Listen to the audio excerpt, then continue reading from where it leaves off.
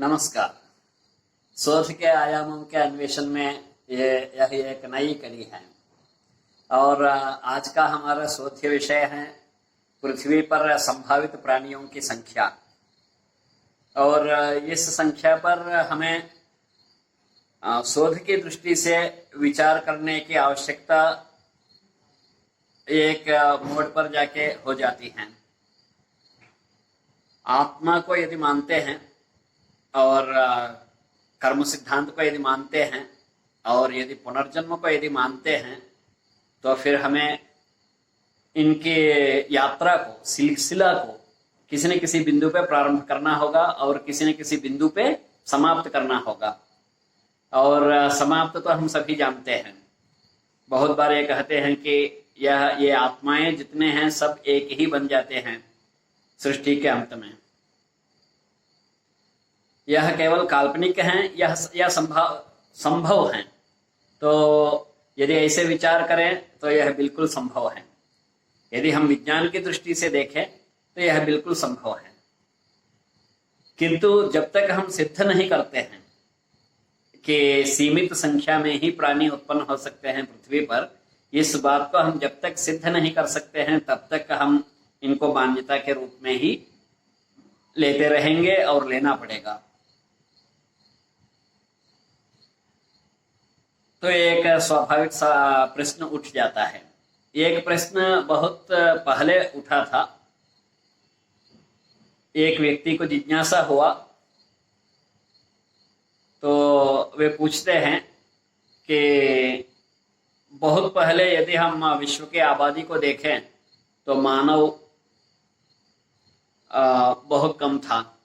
उदाहरण के लिए आप एक समय था 50 करोड़ भी था, 100 करोड़, 200 करोड़, ऐसे संख्या बढ़ती गई। और जिस तादाद से मानव बढ़ रहा है उतने तादाद में क्या और प्राणी है और कहां से इतने आ रहे हैं, वह एक प्रश्न पर्याप्त था हमें चिंतन में ढकेलने का, हमें प्रेरित करने का। और आज इस प्रश्न को हमें बहुत गंभीरता से लेने की आवश्यकता है।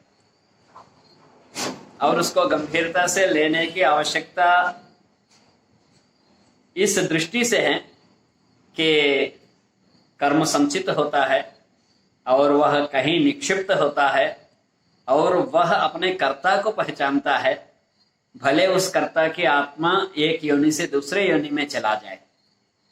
और इसी संदर्भ में एक बात और हमारे सामने आता है।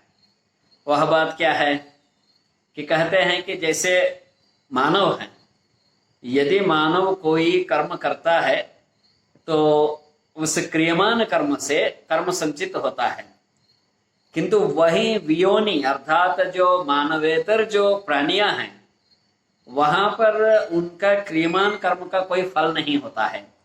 अर्थात उनका हर कर्म प्रारब्ध को भुगतने का होता है। वे अपने कर्म को कोई रूप नहीं दे सकते हैं, वो सोच समझ के कोई कार्य को नहीं कर सकते हैं। तो यहाँ मानव और बाकी प्राणियों में एक विभाजन रेखा बन जाती है। फिर यह भी एक महत्वपूर्ण दृष्टि हो गया। मानव अपने क्रियमान कर्म में परिवर्तन कर सकता है और क्रियमान कर्म को रोक सकता है, क्योंकि वह स्वतंत्र होता है कार्य करने में। किस हद तक स्वतंत्र होता है और मन उसको कितने हद तक करने देता है और उस मन को जो प्रारब्ध संचालित करता है, अर्थात जो संचित कर्म उस मन को प्रेरित करता है, तो वो किस हद तक मानव को अपने कार्य में अपने स्वतंत्रता को दिखाने की अवसर देता है, ये सभी प्रश्न अलग हैं। और यहाँ प्रश्न एक ही है।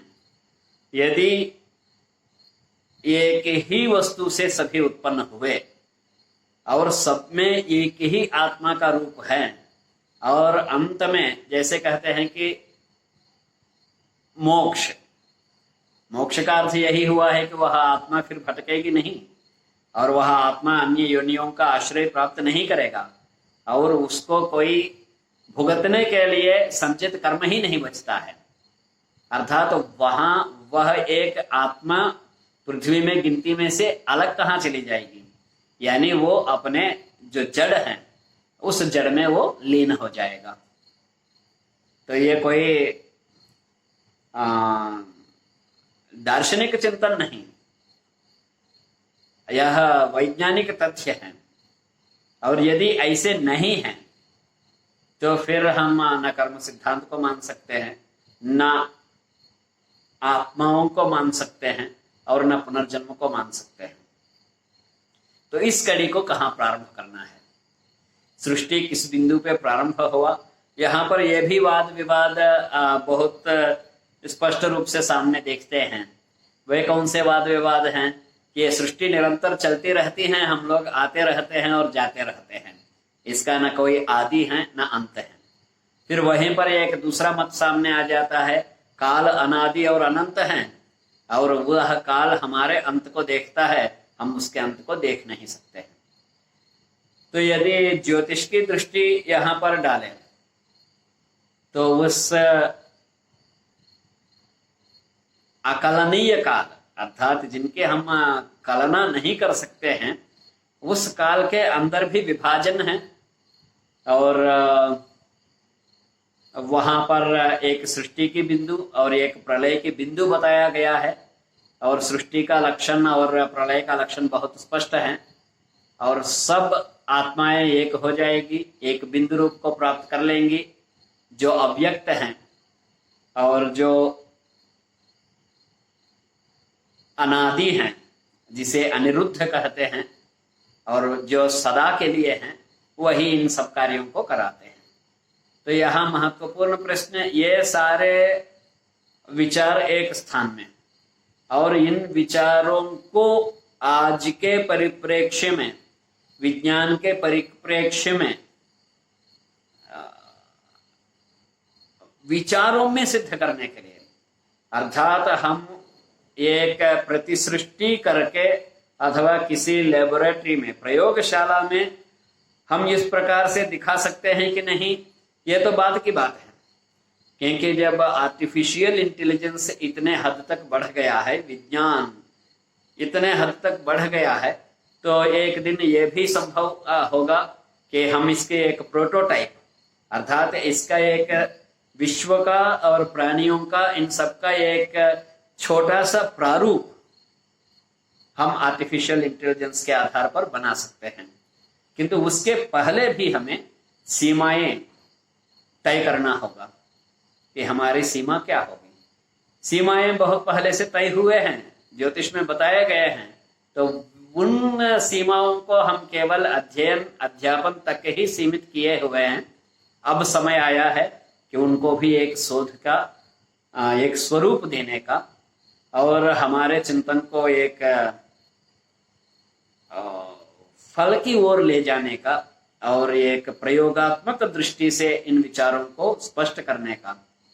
क्योंकि आज नहीं तो कल हमें संचित कर्म के स्वरूप को सिद्ध करना होगा, नहीं तो ये सदियों से चल रही मान्यताएं, और जिनको हम परंपराएं, मान्यताएं और तरह तरह के नाम देते हैं, वे उसी के उसे रह जाएंगे, और हमारा जो दायित्व है, जो योगदान है विषय के प्रति, वहां पर हम अधूरे रह जाएंगे, और फिर हमें जन्म लेना होगा और इसको सिद्ध करने के लिए। क्योंकि हम जब तक इस विषय के चिंतन करना जब हम प्रारंभ कर चुके हैं, और जीवन यापन इस विषय के आधार पर करना हम प्रारंभ कर चुके हैं, और हम जब वैदिक व्यक्ति अथवा ज्योतिषी जब कहलाने लग गए हैं समाज में, तो ये एक अदृश्य दायित्व हमारे कंधों पे रह गया है, इसका सही रूप को सामने लाने का, और इसके वास्तविक उद्देश्यों को पूर्ण करने का। और वास्तविक उद्देश्यों में शोध भी एक बहुत महत्वपूर्ण उद्देश्य है, जो सामाजिक कल्याण के लिए, समाज कल्याण के लिए जिन विषयों का अस्तित्व है, वैदिक वाङ्मय के जिन विषयों का अस्तित्व है, तो उनके वास्तविक स्वरूप जब तक आप समाज के सामने नहीं ले जाएंगे, यानी हम जब तक नहीं ले जाएंगे, तब तक अधिकांश